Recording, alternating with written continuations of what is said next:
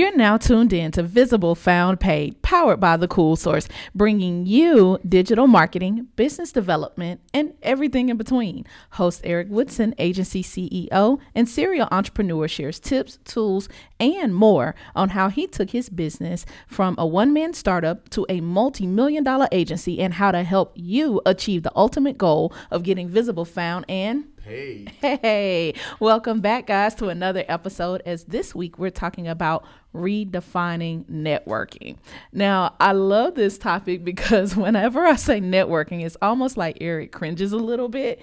He's like, I don't network. I don't like networking. No, I don't view myself as a networker. He doesn't view himself that way. So I figure, how many other people feel the same way? And maybe networking isn't it's no longer what we traditionally thought of it as, especially now after COVID and trying to find some balance of how we reconnect with one another. I would say, Eric, you're an ultimate connector. Maybe. And, networking, that's what I think about, when you hear the word, going to networking events and being out and about. And I don't do that. I go to work and I go home, and that's about it. But yeah, definitely COVID has changed things up a little bit. I know several people have built like awesome online events and network and, virtual network and, but I don't partake in that either because I don't have much time. So, I think that's more your lane than mine. I agree. I think that balance does help out a lot where I do enjoy that more because of the people connection. There's a lot to be said of engaging with people one-on-one. About really getting a sense of connecting and communicating that way. However, what I've seen you do really well, I know you say, hey, I don't have time. And a lot of people feel the same way, or they just don't feel comfortable going out to do that again or like that. But I've noticed you're on, I don't know how many calls you're on, like every day. Do you even know? Have you lost count? Yeah, I don't count. My phone, it'll probably ring once or twice while we're sitting here. Yeah. Calls, text. I probably know less people, but I know less people better, if that makes sense. Elaborate. I like how you said that, but I want you to go elaborate on that. So you have people that know a lot of folks. Like, this such and such knows everybody, But how well do you know? It's kind of like social media, right? Like you have 5,000 followers. Like, okay, you might know these people or know of these people, but do you really, truly know them? So I guess, network, I just know the people really well. That's cool. So we, whether we're talking business, we're talking about our kids, we're talking about, traveling, like there's some kind of, friendship built there as well. So you can't be friends with 5,000 people. True. So I just know my people really good and they happen to be in positions to, whether they utilize our services or they know other people that need our services and, they've helped grow the Cool Source. I like the way you put that. First thing that comes to mind is the quote we've heard several times of quality over quantity. And it sounds like that's the principle you're applying here. Like I can manage a small, high value, high quality circle of relationships. And then they're the plug to the other bigger relationships. Yeah, these are people, you send them Christmas cards, they sending you cards. Like you understand them. You truly value them, and it's not all business related. It's you value the person, so that relationship is stronger, is more intimate than, I met 33 people at a networking conference. I have all these business cards. Let me try and email them something or stay connected, and that's not really my style. I got you. So you were talking about like just the in-person networking is not your thing. What I've seen, I want to go back to the origin of the Cool Source for a second. Okay. Right? You say to us all the time, nurture the relationships, and that was the sales strategy. That was the marketing plan. Tell us how maybe some of the original relationships in the beginning, because that was your network, whether you call them that or not, that helped you open the doors to get more clients and be visible, found, paid from that point. Yeah, so it's, I could track the Cool Source back to my very first client who didn't pay me, but I love her to death. but she was upfront about it. She said, "Hey, we don't have the budget for that." My friend Bianca, she was actually a friend of my wife's. They went to Spelman together, and Bianca was on wedding. That's family. That's my sister for all intents and purposes. You know what I mean? She had a deal. At the time, she worked for a company out of Boston. She had a apartment, a multifamily deal up in the Sandy Springs or Smyrna area, I believe. And they were struggling. And she said, I don't quite know what you do online, but you do something, and I need some help. And by the way, I can't pay you because we don't have the budget for it, but I will tell other people. And that's what she did. And, the Cool Source wasn't even really the Cool Source then. I was just doing affiliate marketing, and she just knew I did some things online. So, long story short, I helped, improve the visibility of, Visible Found Paid, right? I improved the visibility of that community, in order for people to find it, and then they got paid. They leased up the units, and she was true to her word, and she started, telling everybody who would listen. And that led to my next client, who's still our client. So, that was 2013. Wow.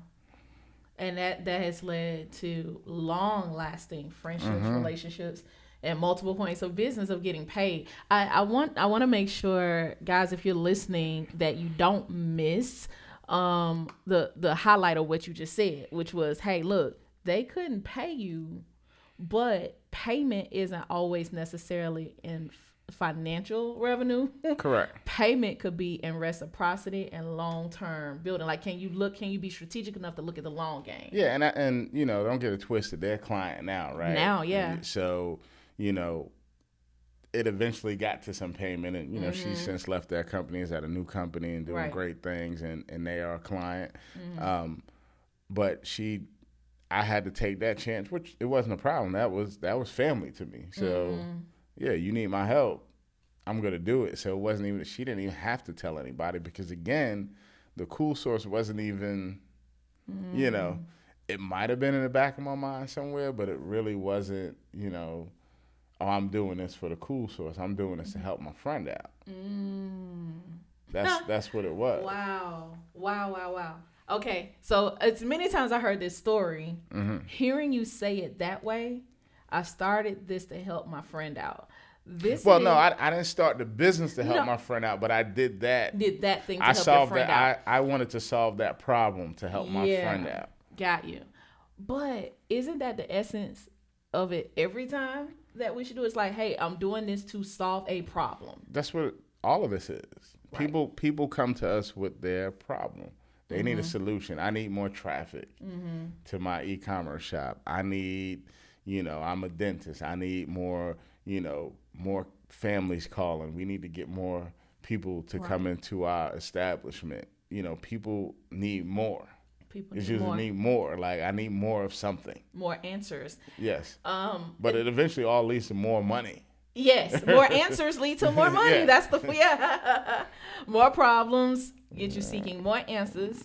So you can get be paid. In position to be the answer to get them more money. I mean, that's just how it works, right? So it, again, because I've always been an observer of how you do that. And you're not just doing that for your own gain in your business. I see you're constantly like cross-pollinating. Like, okay, who matches with this person, with that person, or whatever.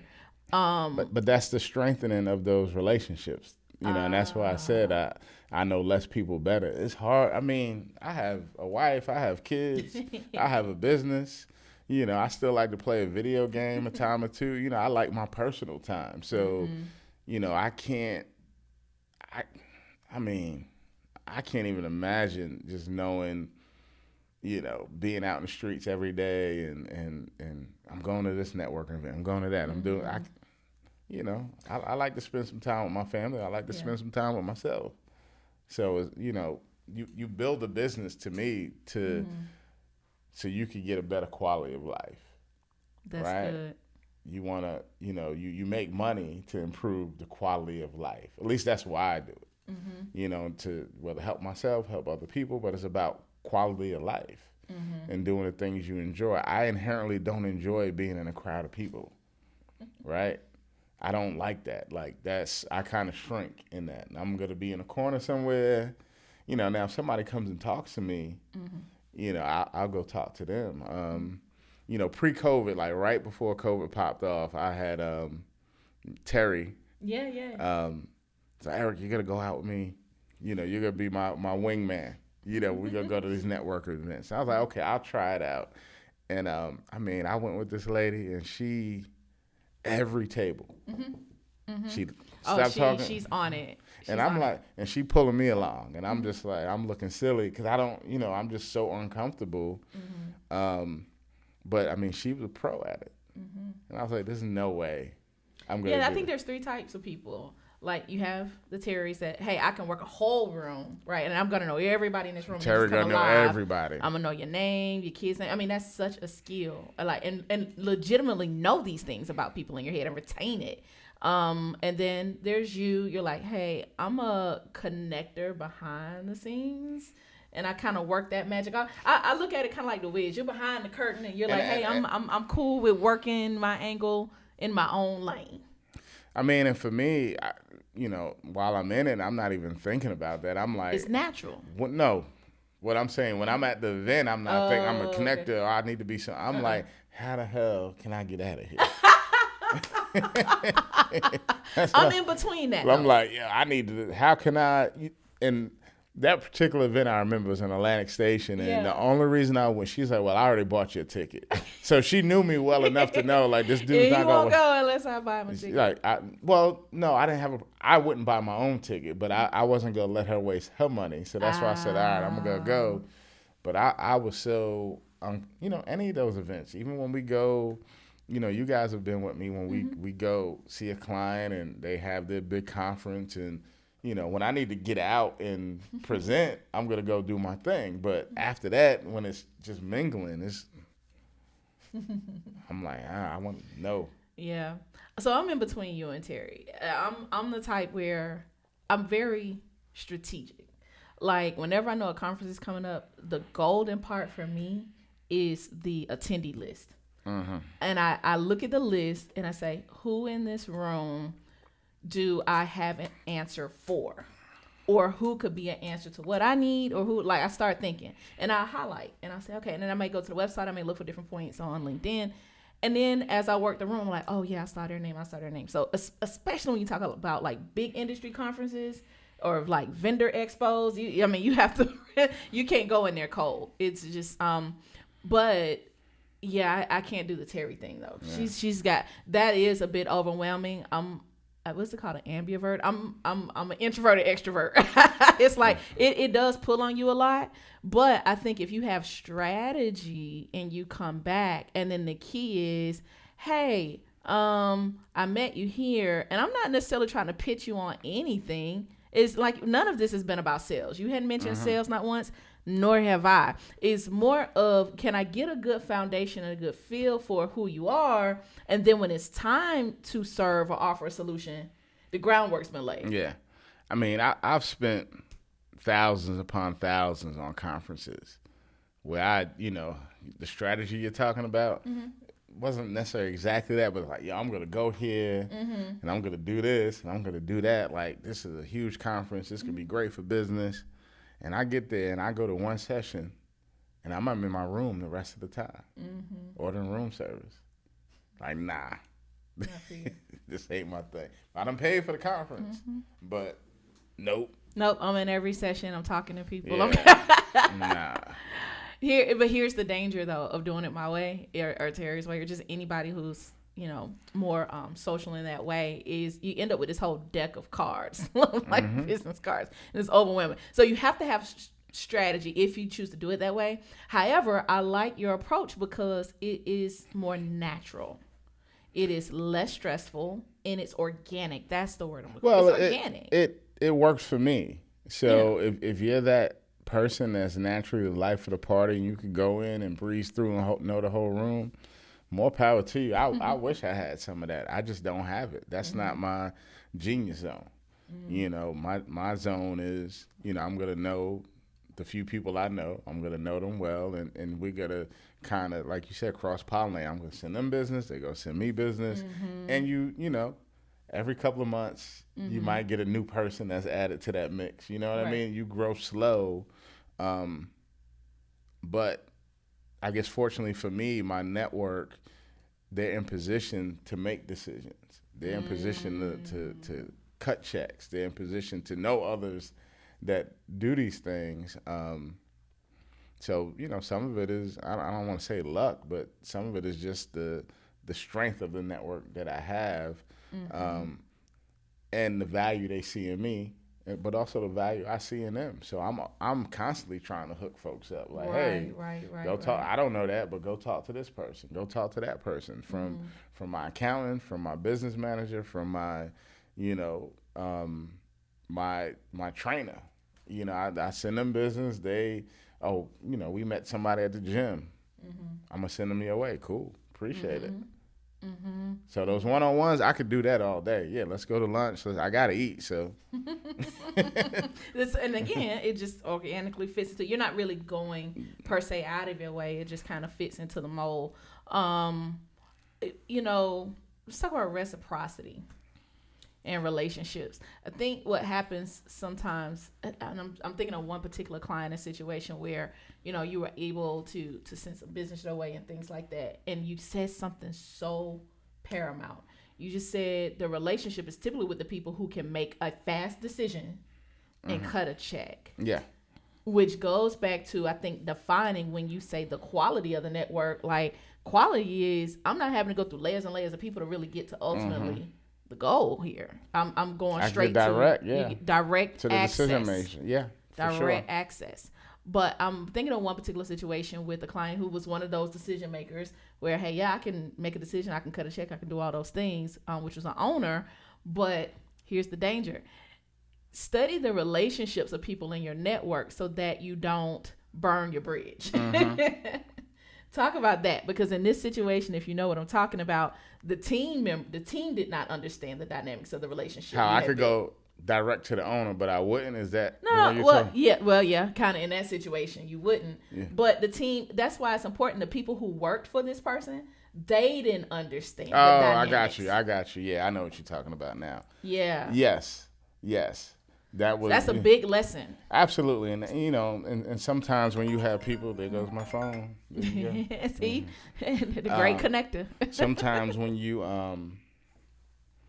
it was some controversy in that situation, and they weren't reading the cards on it, right? They weren't understanding my position. They just looked at us as another vendor, or looked at me as another. Oh, you just like everybody else. When it's like, yeah, you might want to do some research and understand, you know, who I am, what I am, and how I fit into this picture, and how you even got this deal. Correct.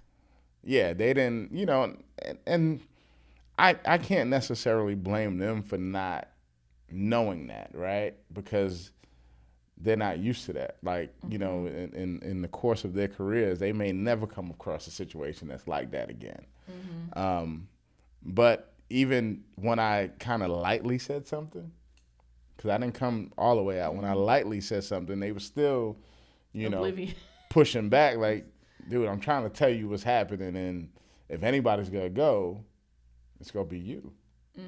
It's not going to be me. And honestly, I had a couple of situations like that. That's crazy now I'm thinking about it. That's why I wanted, that's why I wanted to walk you into that. Because, and guys, this is what I want you to take from that lesson of that story, is when you're networking, especially when you're entering power circles of people, like power broker type people, okay, is that don't take for granted who they know, who might know and be connected to you. Like be careful of the stories you tell, or how you know that person, or jokes or things like that, because you really don't know. Like, one of the most valuable tools is on LinkedIn, if you scroll down to and other connections. Yeah. And see, like, oh, wait, they know like 20 other people I know. But even on LinkedIn, like, mine is not. No, it's not. I know that's real surface, but it's just enough to say, hey, wait, your antenna needs to be up enough to know, well, they connected somehow. So let me be mindful of that and not just be dismissive. And yeah, and that's another one. Don't dismiss Yeah. who you think someone is. And that happens. Like I said, A lot. once you brought up that example, I started thinking of several others that were, somewhat similar. Just because of the industries that we work in, they're not used to. We're on the vendor side. We are a Right. service-based business, so generally vendors, they're beholden to the people, not even necessarily the person that cuts the check, but the person that you deal with, Right. that gatekeeper. You're kind of, they kind of lord over you a little bit, right? I hate to say that, but it's indicative of the industry. That person is the most important person for you keeping this contract. Yeah. Generally. Where in our situation, I tend to circumvent that. And it's not on purpose, it just naturally happen like that. My relationships are with those that are above them. You get what I'm saying? So they typically can't deal with me the same way as they would deal with another vendor. And, some of it is straight business, but other parts of it is, like you said, dismissiveness or rude, or you got to, do all of these tricks just to keep, you got to bend over backwards, you got to do all this crazy stuff just to keep business. Unfortunately, we don't have to do that. And a lot of that is off relationships, the visible found paid. If you can make people money, people respect you, you always shoot straight with them. Yes. People respect that. Like, yo, this sucks.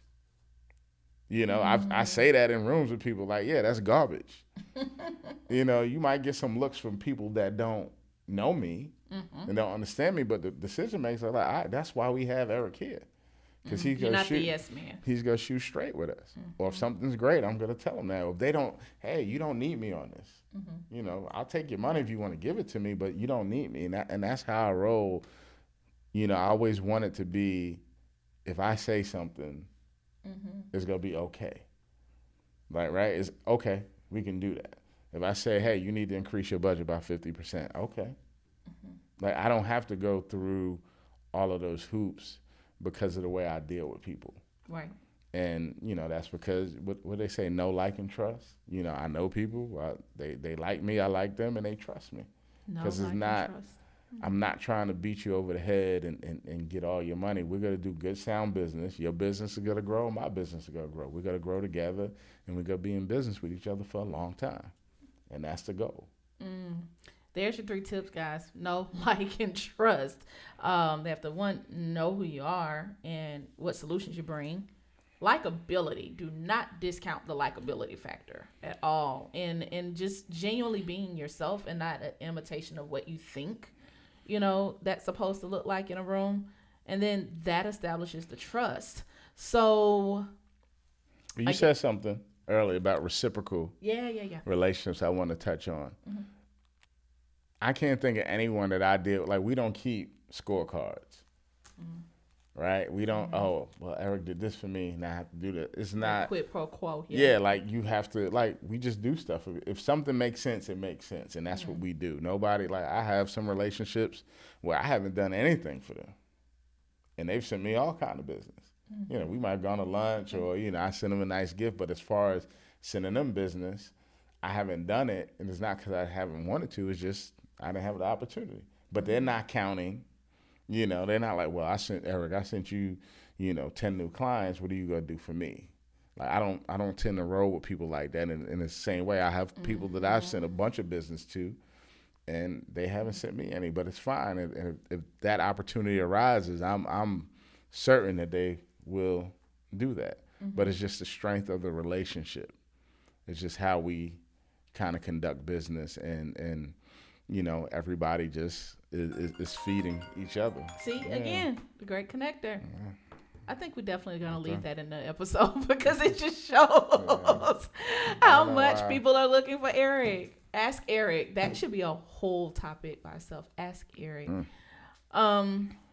So I guess to sum it all up, guys, if you are looking to redefine networking, I guess ask yourself a couple of questions and check out the show notes for these questions, because I want you to really consider, where are you on the networking scale? Are you at Eric where you're like, hey, I need to find some ways to really organically do this with a quality over quantity circle?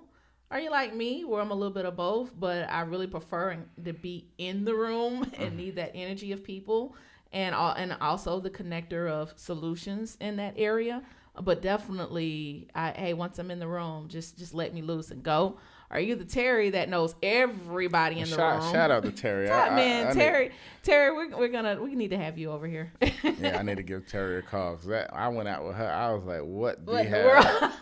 This lady she's like literally pulling me, like, hey, we gotta go meet, and she would meet everybody, Yeah. and she a little And she little went into lady. overdrive doing that during the pandemic with doing her virtual Oh, she built networking. an awesome virtual network, but she's built her own network during COVID, and I'm so happy for her, and yeah, she has a talent, boy, because I can't. I felt so awkward, but that's the thing, finding what's comfortable for you. Yes. What I've realized, a room with like 10, 15 people, I could do that. That's my sweet spot. Okay. I could do that. If they have some chairs, that's even better. I need something like you see me here. Yeah. Every Yeah. episode, I need to have something in front of me. Like this is uncomfortable for me. But this, having my laptop or this iPad or Right. something, I'm fidgeting with this wire. I need something. I don't know what it is. That's just how I am. My brain is always going 8,000 miles an hour. So whether it's a distraction, but you have to find that thing that's comfortable for you and do that. You can't. We read these books, right? Like, oh, you need to. There's one, I think it was a book or a podcast. Like, yo, you need to meet 30 people a week. I'm like, what? How? I don't even go anywhere to meet. But and then make a list and do it. I'm like, that's too much work. But if that is your personality, more power to you. Go ahead and master that.